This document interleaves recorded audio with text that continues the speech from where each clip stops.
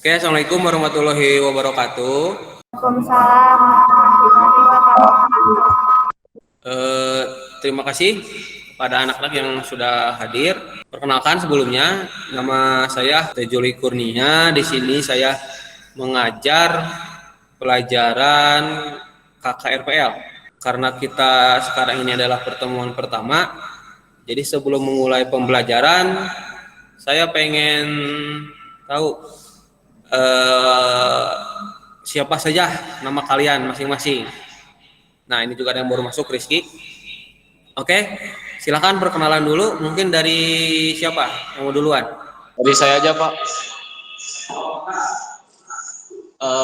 Perkenalkan, nama saya Raffi Albani. Saya murid dari SMP Kemala Bayangkari Bandung. Selanjutnya, nah ini yang baru masuk nih. Mangga Rizky. Perkenalkan, nama saya Rizky, asal sekolah SMP Al Amanah. Oke, makasih Rizky. Oke, terima kasih. Sebelum pembelajaran, kita akan dimulai dengan berdoa dulu. Karena tadi Rizky telat, maka saya minta untuk Rizky dapat memimpin doa. Mangga Rizky. Oke, siapa? Teman-teman, sebelum belajar, alangkah baiknya kita berdoa terlebih dahulu. Berdoa mulai. Bismillahirrahmanirrahim.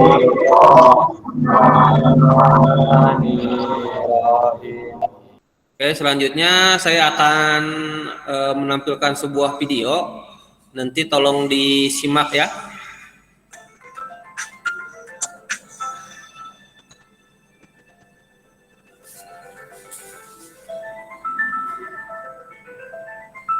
Oke, tadi mungkin sudah dilihat videonya. Nah, sekarang saya pengen nanya nih. Coba ke siapa ya? Erna lah. Erna, setelah tadi kamu melihat video yang saya tayangkan, kira-kira apa yang bisa Erna simpulkan?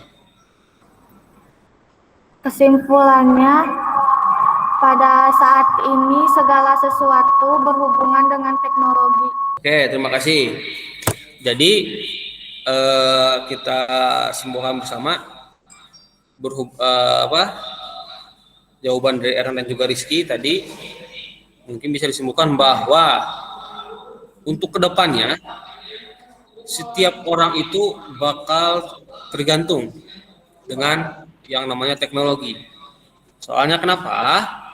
Karena mulai dari hal-hal kecil saja, mulai dari kita bangun tidur sampai dengan kita tidur lagi, itu semuanya diikuti atau dilibatkan atau melibatkan suatu teknologi. Nah, jadi karena sekarang itu kalian masuknya di jurusan RPL, nah kalian itu kedepannya diharapkan tidak hanya sebagai pengguna teknologi saja, tetapi juga sebagai orang-orang yang ikut ambil atau mengembangkan teknologi tersebut. Itu ya, kebayang ya? Oke, jadi kedepannya kalian akan belajar tentang bagaimana caranya membuat sebuah teknologi atau memanfaatkan sebuah teknologi itu di dalam kehidupan kalian. Paham ya? Oke. Oke. Karena kalian nih, saya anggap kalian itu kan baru masuk di SMK ya. Baru masuk di SMK, masih kelas 10. Saya mau nanya dulu. Coba saya pengen nanya, Rizky dulu SMP belajar apa saja tentang TIK-nya? Rizky itu belajarnya tentang dasar-dasar Microsoft Office, tentang penjumlahan appearance, rata-rata yang ada di Excel. Udah sih segitu aja. Oke, nuhun Rizky. Jadi mungkin kebanyakan belajar TIK di SMP itu hanya sebatas Microsoft Office saja. Nah, cuman untuk sekarang ketika kalian masuk di SMK, pembelajaran Microsoft Office, sementara tidak akan saya bahas dulu. Jadi saya akan fokusnya mungkin nanti ke arah yang tadi, ke arah bagaimana kalian bisa mengembangkan suatu teknologi. Dasarnya apa? Yaitu dasarnya adalah algoritma pemrograman. Jadi hari ini kita akan belajar tentang algoritma pemrograman komputer.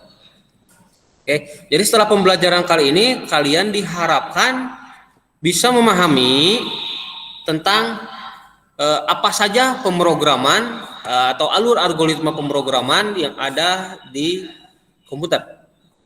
Kemudian menerapkan macam-macam alur algoritma pemrograman dengan benar, mendeskripsikan macam-macam logika pemrograman, kemudian membuat alur menggunakan algoritma teks. Sebelumnya saya mau bertanya nih, di antara kalian harusnya sih sudah pernah. Pernahkah kalian memasak atau membuat mie instan di rumah? Coba saya mau tanya, Wildan. Coba Wildan, pernah membuat mie instan di rumah? Pernah, Pak. Bisa dijelaskan urutannya seperti apa membuat mie instan? Oh, bentar, Pak. Kalau saya buat mie instan di rumah, Pak. Yang pertama kan saya siapin dulu mie instannya. Terus saya siapin air, Pak. Terus dididihin, Pak, airnya. Terus masukin mie-nya, Pak. Kalau udah mendidih ke dalam air yang mendidih, tuangkan mie-nya ke dalam piring, Pak. Lalu masukkan bumbu, kemudian bisa disajikan, Pak. Itu tadi contoh-contoh langkah-langkah memasak mie dan membuat teh manis. Nah, sebetulnya kalau kalian setiap hari melakukan hal tersebut, bisa dibilang kalian itu sudah menggunakan algoritma dalam kehidupan sehari-hari.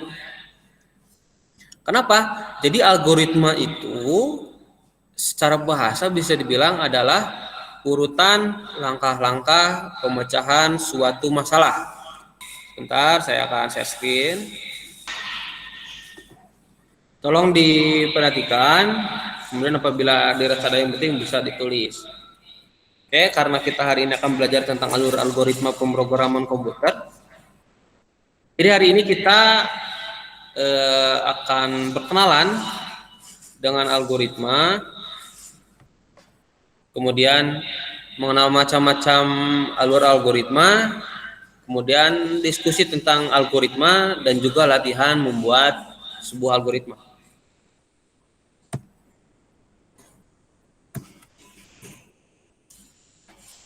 Nah, di sini ada dua buah gambar. Yang pertama itu adalah gambar beras dan gambar di sampingnya adalah gambar bubur. Coba diperhatikan apa keterhubungan antara dua gambar tersebut. Ada yang bisa menjelaskan mungkin? Saya, Pak. Yo, Wildan, mangga. Jadi sebelum disajikan menjadi bubur itu asalnya dari padi gitu, Pak. Dari beras gitu, Pak. Oke. Jadi tadi betul sebetulnya tidak ada yang salah dari analisis kalian. Cuma mungkin saya lebih memperjelas mungkin. Jadi keterkaitan antara dua gambar ini adalah yang pertama beras, yang kedua adalah bubur.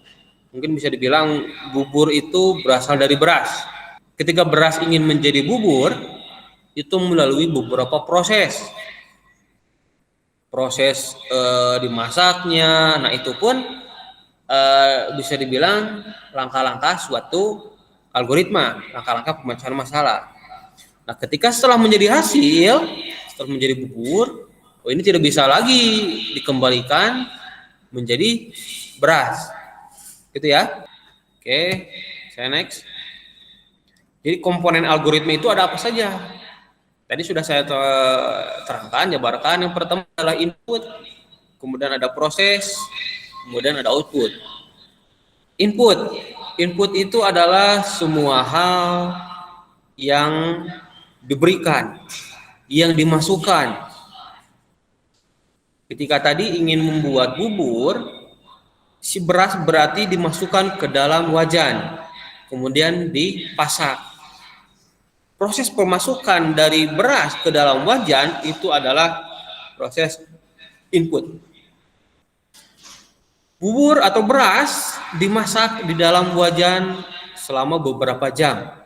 Itu adalah proses. Proses itu ada pekerjaan, pengolahan, algoritma di situ. Proses inti algoritma ada di prosesnya. Kemudian yang ketiga adalah setelah dipasak di wajan, kemudian menghasilkan sebuah bubur. Itu disebut output. Gitu ya. Menghasilkan keluaran itu disebut output. Oke. Nah, ini untuk latihan. Ini nanti akan saya share LKPD-nya di Google Classroom. Oke. Untuk kelompok Erna udah beres nomor 3? Udah, Pak. Oke, mangga. Wildan coba di stop screen dulu. Saya pengen lihat yang punya Erna. Untuk nomor 3, 1. Tentukan bilangan. 2. Operasikan bilangan. Jika bilangan habis dibagi 2, maka genap. Jika tidak, maka ganjil.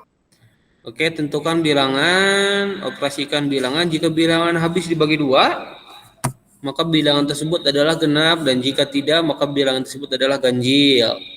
Yang lain ada koreksi? Ada tambahan mungkin? Nah, oke. Kalau secara logika nomor 3 ini udah benar ya.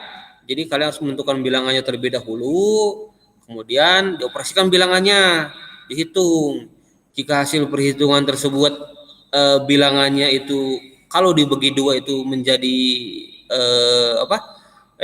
bilangan tersebut dibagi 2 habis, maka itu bilangannya disebut bilangan genap.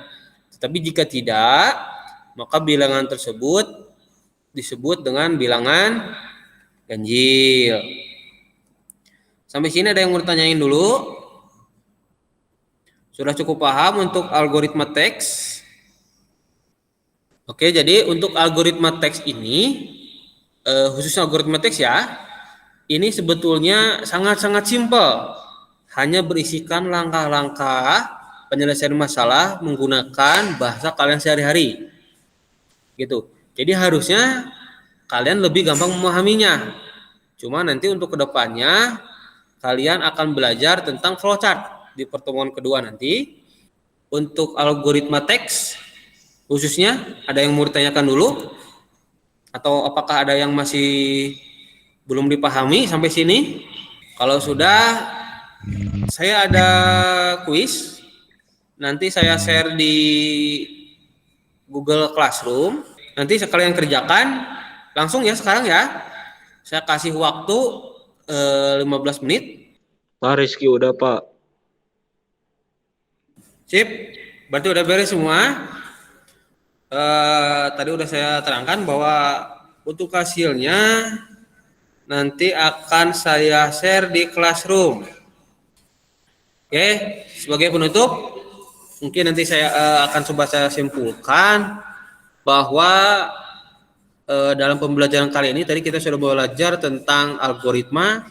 Algoritma itu apa? Yang tadi atau misalkan algoritma adalah langkah-langkah penyelesaian sebuah masalah. Itu adalah arti dari sebuah algoritma. Masalah, langkah-langkahnya itu disebut algoritma.